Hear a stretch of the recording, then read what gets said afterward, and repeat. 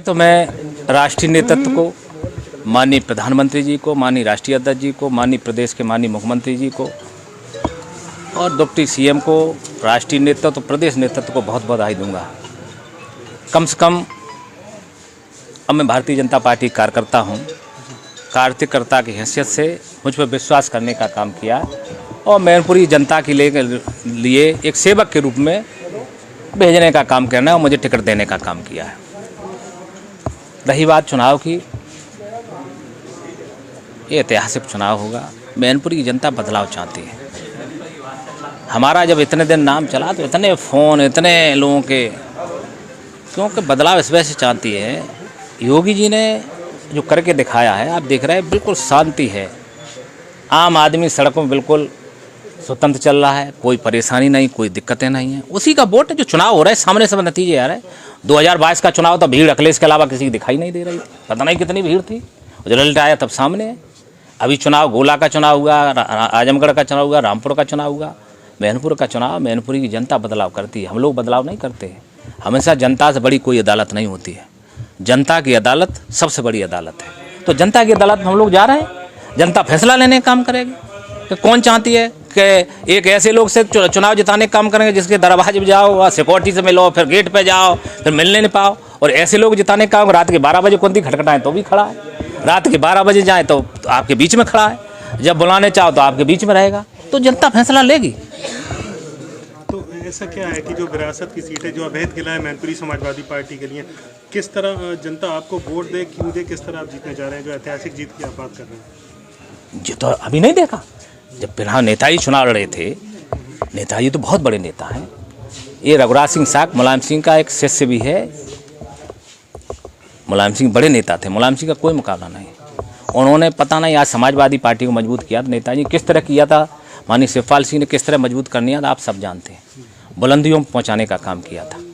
अब जो बताइए, जो पुत्र अपने पिता का अपमान कर सकता है, वो तो राष्ट्रीय अध्यक्ष थे। अब विरासत की बात कर रहे हैं, तो विरासत तो अखिलेश जी को मिलनी थी, फिर क्यों बीच में हटा दिया?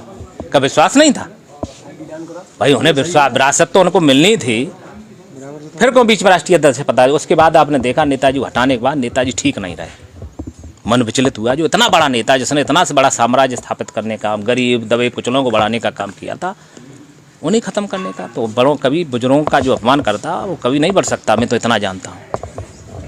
आप इसे विरासत की सीट अपने लिए मान रहे हैं या फिर उन्हीं के पास है? मैंने काम में तो शिष्य हूँ। चौधरी चरण सिंह, माननीय मुलायम सिंह यादव जी चौधरी चरण सिंह के एक शिष्य थे। अजीत सिंह उनके बेटे थे। विरासत उनको नहीं मिली, माननीय मुलायम सिंह को मिली थी। मिली कि नहीं मिली थी? सामने उदाहरण है। जो जनता के बीच में रहेगा, जनता उसको अपना विरासत देने का काम करेगी। हम तो जनता, इटावा के इतिहास आप जानते थे। इटावा की जनता को मैं प्रणाम करता हूँ। हमें 2 बार लोकसभा में पहुँचने का काम किया। 84,000, 2 लाख। दोबारा इटावा को एक इतिहास रहा कि इतिहास रिपीट ही नहीं हुआ कभी था? बताओ, कल में कोई रिपीट नहीं हुआ। आपने देखा इटावा में कभी रिपीट ही नहीं। देखिए, आप ही लोग पूछते थे, अगर सांसद जी इटावा का इतिहास रहा, कोई रिपीट नहीं हुआ। तो इटावा की जनता ने मुझे 2 लाख से जिता के भेज दिया दिल्ली में, नहीं पहुँचा है, फिर उस कोई रिपीट नहीं हुआ। तो मैंने कहा नहीं, वो इतिहास मैनपुरी में बदलने जा रहा है। मैनपुरी की जनता, रघुराज सिंह नहीं बदलने जा रहा है, मैनपुरी की जनता बदलेगी। एक सेवक को अपने बीच में जिताने का काम करेगी, या जिनके दरवाजे 2 घंटे 3 घंटे खड़े रहो। ये चुनाव इस बात का नहीं बनता। हमेशा यही चाहती कि जनप्रतिनिधि हमारे बीच में रहे। अब ये महाराजा राज अब खत्म हो गया। अब जनता के बीच में जो रहेगा वो चुनाव जीतने का काम करेगा। जसवंत नगर विधानसभा 3,90,000 के करीब वोटर है। शिवपाल सिंह की अच्छी पकड़ है, वहाँ पे मौन बने हुए हैं। क्या लग रहा है उनकी मौन किस तरफ संदेश जा रहा है? देखिए, वो बड़े नेता हैं। अब ये क्वेश्चन तो उनसे पूछना चाहिए। उनका जितना अपमान हो सकता मैं समझता हूँ। इतने बड़े नेता अगर वही चाहते तो उनका अपमान करते। नेताजी के बाद उनका अपमान करने का काम किया। हम तो उनके शिष्य बताए नहीं। कौन गुरु नहीं चाहता कि अपना शिष्य आगे बढ़े? सारे कोई चाहता। अच्छा, उनका आशीर्वाद आपको प्राप्त है क्या इस चुनाव में? कोई बातचीत हुई? मैंने कहा नहीं।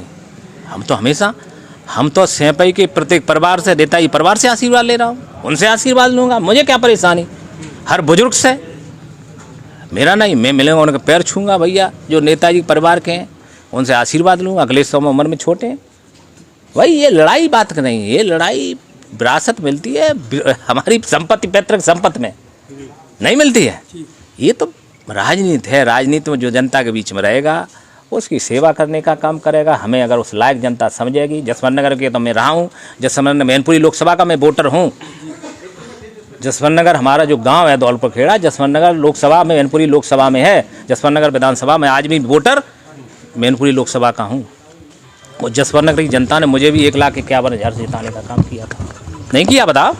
सेकंड टाइम 84,000 64,000 से 1,51,000 था। वही लोग उनके बीच में हमेशा रहे, अब सुख दुख में रहे, तो वो फिर जिताने का काम करेंगे। मुझे नहीं, मैनपुरी का एक वोटर हर जात के, हर चाहे हिंदू हो चाहे मुस्लिम हो, मैं समझता हूँ। मैं कभी जात की राजनीति की नहीं। मेरे दरवाजे आए उसकी हमेशा मदद करने का काम। मेरे जात पे विश्वास नहीं करता हूँ। तो शिवपाल सिंह का सपोर्ट रहेगा आपको इस चुनाव में, जिस तरह मौन बने हुए हैं? मैंने कहा हमारे राजनीतिक गुरु माननीय नेताजी का भी आशीर्वाद मेरे ऊपर है। न कहाँ टिकट मिल जाए, नेताजी का आशीर्वाद भाजपा जैसे इतने बड़े दल से टिकट मिल जाती।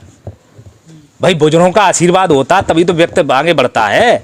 तो नेताजी का सर्वे आशीर्वाद है, तभी बताइए इतने बड़े दल ने मुझे विश्वास कर लिया, टिकट दे दिया।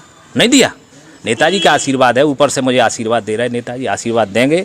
और शिवपाल सिंह का भी आशीर्वाद है, और सेपई का, सबका आशीर्वाद है। मैनपुरी का एक एक बुजुर्ग का, एक एक माताओं का, बहनों का, हमारे सभी का मुझे आशीर्वाद मिलेगा। उन्हें आशीर्वाद लूँगा, उनकी सेवा करने का काम करेंगे, उनके बीच में जाऊंगा, बुजुर्गों से पैर छूँगा, माताओं को पैर छूँगा, भाइयों से आशीर्वाद लूँगा, ये और आशीर्वाद मिलेगा। मुझे विश्वास है कि इटावा का जिस तरह बदलने का काम किया है, अब हम मैनपुरी की सेवा करने जा रहे हैं। सेवक के रूप में सांसद बने के, कभी विधायक रहा हूँ तभी सांसद बने के नहीं रहा हूँ, मतलब MP रहा हूँ, सांसद बन के नहीं रहा हूँ, विधायक रहा हूँ तो MLA बन के नहीं रहा हूँ। मैं जनता का सेवक बन के रहा हूँ, सेवक की भावना से काम किया है। मुझे सड़क पर लोग रोक लेते, क्यों रोक लेते? उन्हें जानते हैं सांसद जी रुक जाएंगे, हमारी बात, तभी तो सड़क पर रोक लेते। हमसे तमाम बातें कह जाते, गुस्सा हो जाते, गाली भी दे जाते। हमारे लोग हैं, उन्होंने हमें यहाँ पहुँचाने का काम, उनका अधिकार है, हमें गाली देने का उन्हें भी अधिकार है। हम कोई गलती करेंगे तो वो हमारे कान भी पकड़ेंगे, क्योंकि उन्हें अधिकार है। हमें जिताने का काम कर रहे हैं, उनकी बात भी नहीं सुनेंगे। गलतियाँ होती तो वो डांटने का काम करते। जनता सबसे बड़ी अदालत है, वो जनता के बीच अदालत में जा रहा हूँ मैं। जनता फैसला करने का काम करेगी, जनता का जो फैसला होगा हम स्वीकार करेंगे। सेवा करने जा रहे हैं और निश्चित है मैनपुरी में परिवर्तन होगा। 8 तारीख को जब मतदान, 5 तारीख को जब मतदान हो रहा, 8 तारीख को जब वोट खिलेंगे तो वहाँ कमल का फूल खिलने जा रहा है। भारतीय जनता पार्टी जीतने जा रही है, मैनपुरी की जनता जीतने जा रही है।